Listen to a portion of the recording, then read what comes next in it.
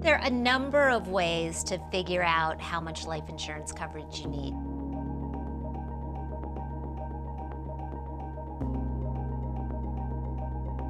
You can go online and you can use a life insurance calculator. There are a lot of them out there.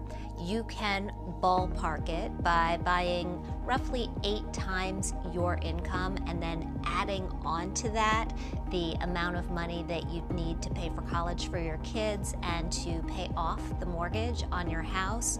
Or you can do a fairly simple, straightforward back of the envelope calculation where you figure out how much money you'd need to put away in order to guarantee your family the amount of income that they need to live on. So you buy $1 million in life insurance, they invested at 6%, they get $60,000 a year.